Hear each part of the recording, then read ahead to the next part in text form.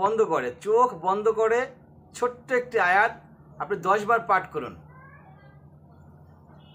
ইনশাআল্লাহ তাআলা যে কেউ আপনার বাধ্য হবে।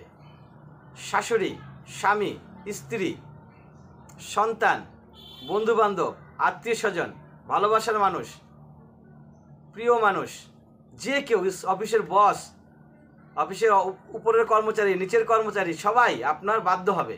আপনি যেটা বলবেন তারা সেটাই শুনতে বাধ্য হবে। মাত্র 10 বার পড়বেন এবং চোখটা বন্ধ করে পড়তে হবে।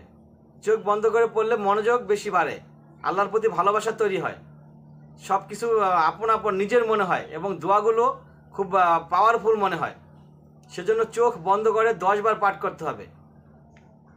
এবং যখনই আপনি পাঠ করবেন তখন যাকে আপনি বাধ্য করতে চাচ্ছেন তার ছবিটা আপনার অন্তরে ধারণ করবেন, তার ছবিটাকে অন্তরে ধারণ করবেন। ধারণ করে আপনি 10 বার পাঠ করবেন, ইন্নাল্লাহা ইয়াসমাউ, ইন্নাল্লাহা ইয়াসমিউ মাইয়াশাহ, ইন্নাল্লাহা ইয়াসমিউ মাইয়াশাহ, ইন্নাল্লাহা ইয়াসমিউ মাইয়াশাহ।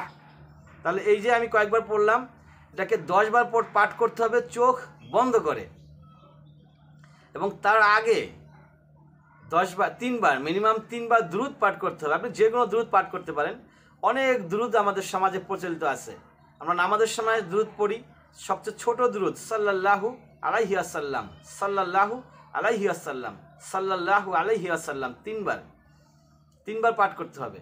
এবং চোখ বন্ধ করে 10 বার পাঠ করবেন সেই ছোট্ট দোয়াটা, ইন্নাল্লাহা ইয়াসমিউ মাইয়াশাহ।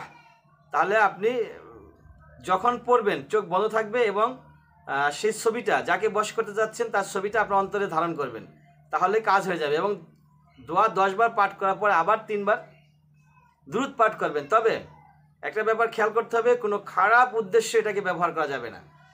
আমি ভালোবাসার মানুষ বলছি, প্রিয় মানুষ বলছি। সেই ভালোবাসার মানুষকে, ভালোবাসার মানুষ আপনার সন্তান, আপনার আপনজন, আপনার আত্মীয়, আপনার ভাই, আপনার বোন, আপনার পিতা, আপনার মাতা, এরা হচ্ছে আপনার ভালোবাসার মানুষ।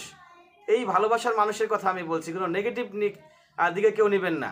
ইসলাম গ্রহণ করে না এরকম কোনো কাজে এটা ব্যবহার করবেন না। হারাম রিলেশনের জন্য এটা ব্যবহার করবেন না, তাহলে আল্লাহর কাছে দায়ী থাকবেন। আমি এই ধরনের হারাম রিলেশনের জন্য আমি কখনোই আপনাদেরকে এই ধরনের দোয়া শিখাই না। তো সবাই ভালো থাকবেন। আসসালামু আলাইকুম ওয়া রাহমাতুল্লাহ।